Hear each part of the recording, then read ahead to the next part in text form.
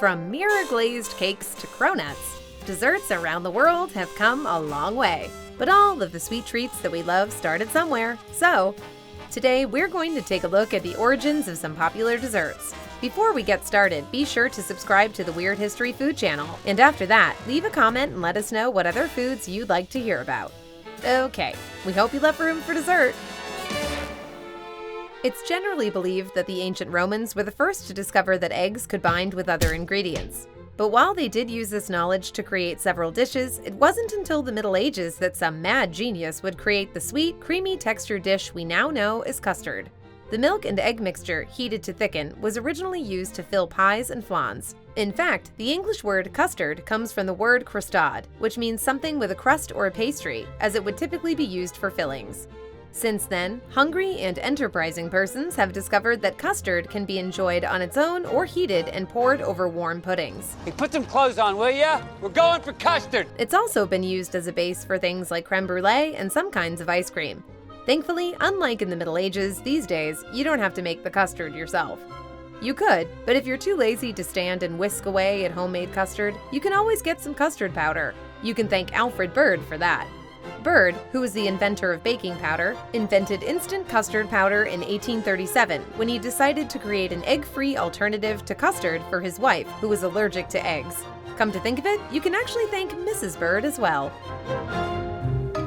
There's so much to love about snow. You can go sledding, make snow angels, pack it into snowballs, and throw them at people you hate. And perhaps, best of all, you can mix it with fruit juice and eat it. The practice actually goes back as far as 3000 BCE, when ancient civilizations began flavoring crushed ice. It's believed to have started in Asia, where the treat was served to emperors. Alexander the Great allegedly enjoyed eating snow with honey, and the Roman Emperor Nero had runners who would fetch snow to mix with fruits and juices so that he could enjoy the frozen treat. However, despite its simplicity, the dessert was extremely expensive. That had a lot to do with the difficulty in finding ice or snow, and the fact that most people didn't have servants to go and fetch said ice for them.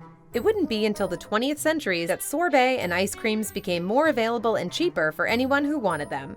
Ice cream for ice cream progress. Rice pudding didn't start out as a dessert. It was originally used for medicinal purposes. It was only later that it evolved into a savory dish, and even later, a sweet treat. Rice was used in Asia for the treatment of digestive ailments. It's believed that medicinal rice puddings might have been created in ancient China, India, or Persia, and we know that a similar dish of grain pottages was made in the Middle East. Rice eventually made its way from India to Europe, where savory rice puddings made with salt, broth, saffron, and almond milk became popular. Today's sweetened rice puddings are direct descendants of these dishes. The earliest known sweetened rice puddings actually date back to around the 1400s in England. These recipes included honey, sugar, spices, and currants, which were stuffed into sausage skins. Both rice and sugar were expensive imports at the time, so rice puddings were only affordable by the rich.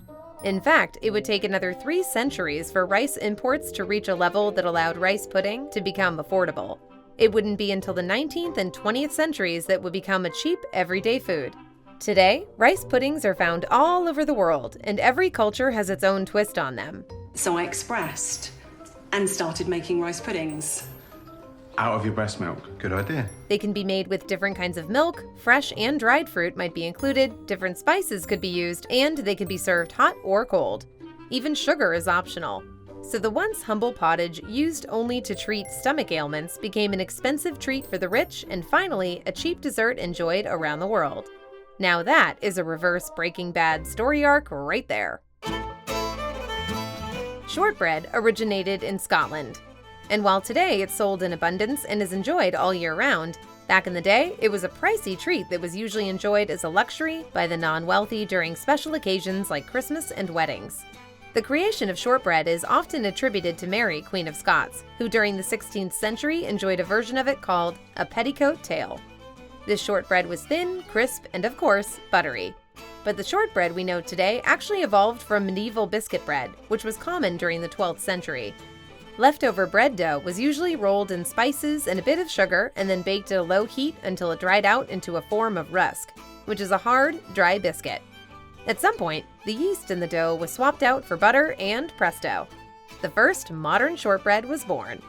Shortbread was traditionally cut into 3 different shapes: fingers, which were shaped like, well, fingers, petticoat tails, which were triangles cut from a large circle, and shortbread rounds, which sounds like the name of a kid who should be hanging out with Indiana Jones. All three shapes are still used today. What does he want? Jell-O. Jell-O? As they say, there's always room for Jell-O. And maybe that's because this popular type of dessert has long been loved for its numerous flavors and bright colors. It can also be layered or molded into pretty much any shape, and it jiggles, which is always fun. However, while gelatin might be pretty, its origin, which dates all the way back to the 1400s, is anything but. The earliest known recipes were for savory, gelatin-based dishes involving boiling pig's ears and feet, which are rich in collagen. Making gelatin required a considerable amount of skill and time, which meant, surprise, surprise, only rich people could afford it. In fact, serving gelatin was a sign of wealth, and dishes prepared using gelatin were used as showpieces at dinner parties. But gelatin wasn't yet popular for sweet dishes, since it would have given them a meaty taste.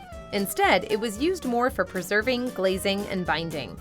During the Industrial Revolution, flavorless gelatin began being produced in packaged dried leaves.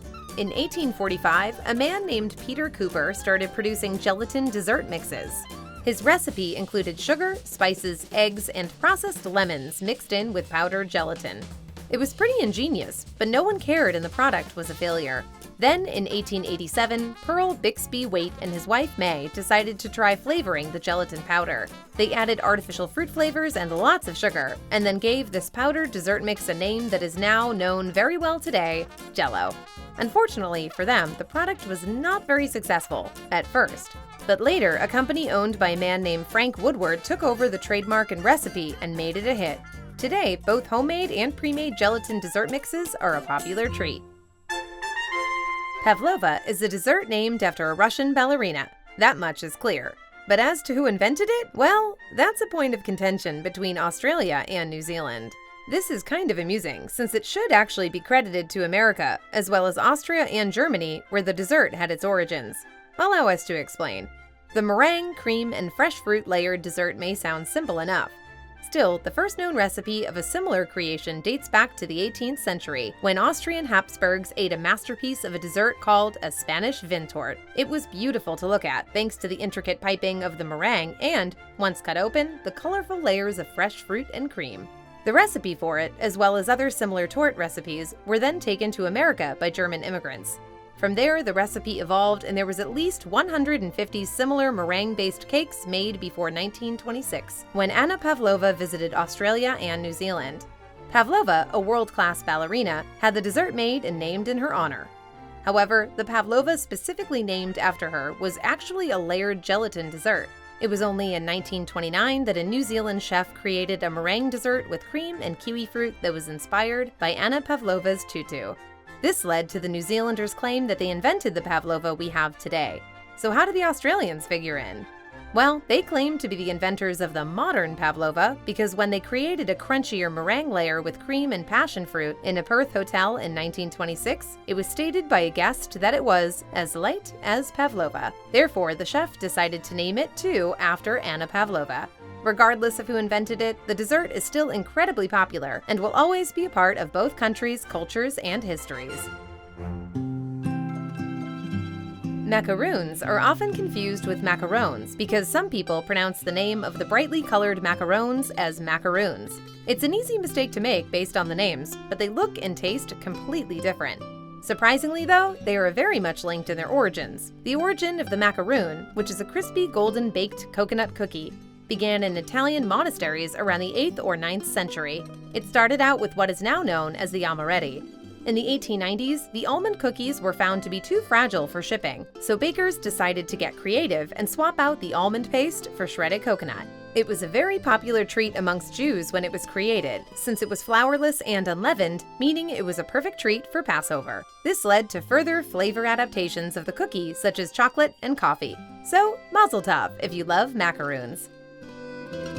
Okay, so how is the crunchy shelled macaron with creamy, flavorful fillings related to the macaroon, you ask? Well, the very different looking treats actually come from the same original recipe. Here's how it happened. Bakers in Italy took the aforementioned almond paste amaretti and swapped in almond flour and ta-da! the overly priced and difficult to make macaron was born. It's widely believed that in the 16th century, Catherine de' Medici brought the early version of today's macaron to France. But the dessert didn't really get popular until two Carmelite nuns seeking asylum during the French Revolution had to desperately bake and sell the treat in order to pay for their housing. Okay, that story is a bit of a bummer, but they would later become known as the Macaroons sisters, which is kind of fun. Anyway, the macaron recipe kept evolving, and by the 1830s, French bakers began making two separate, equally sized cookies between which they put either jam or another filling. This is the macaron we know today, and it's not done evolving yet. Chefs are still experimenting with flavor and filling combinations for the crunchy yet chewy treat. There are a lot of variations on cheesecake. Baked, refrigerated, chocolate, berry, New York, cookie dough, red velvet, the list is never ending, and it's easy to see why. The bases can be made from any biscuit or cookie desired, and the top of the cake can be decorated in numerous ways. The first cheesecake recipes, however, were a good deal simpler than the recipes of today. They were originally just made of wheat, flour, honey, and cheese, and then baked. That's it. So how did we get from there to here? Well, cheesecake has had over 4,000 years since its invention to evolve into what it is today. No one is 100% sure, but many believe the first cheesecake was made on the Greek island of Samos. The Greeks considered cheesecake to be a source of energy, and it was even eaten by athletes at the first Olympic Games. It was also a popular choice of brides and grooms for their wedding cake, presumably because they wanted some energy for what came after the wedding. The modern cheesecake, however, owes a great deal to the accidental discovery of cream cheese, which is now usually a main ingredient in the confection. Cheesecake recipes had already reached America thanks to immigrants. But in 1872, when trying to recreate a French cheese called Neuchâtel, William Lawrence accidentally discovered the process for creating cream cheese. This cream cheese was distributed in foil packaging and became known as Philadelphia brand cream cheese. Hey, sometimes you just get lucky.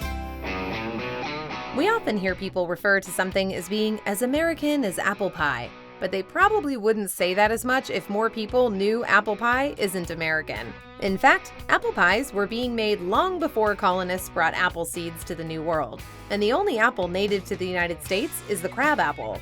The first recorded apple pie recipe predates America by about 4 centuries, being recorded in 1381 in England. That recipe called for apples to be combined with other fruits, such as raisins, figs, and pears, as well as saffron. Pies today are most often sweetened with sugar, but back then, sugar was very expensive, so desserts that were sweet had honey in them instead. Early known pie shells were called coffins and were actually inedible. Think of it like a disposable baking dish made from pastry. However, they were convenient for transporting the filling inside. Eventually, in the 1500s, recipes started improving for the pastry shells, and the whole thing became a tasty treat. Today, eating the whole dessert is, well, as English as apple pie. Well, we'll just tell your mother that we ate it all. So what do you think? What's your favorite dessert?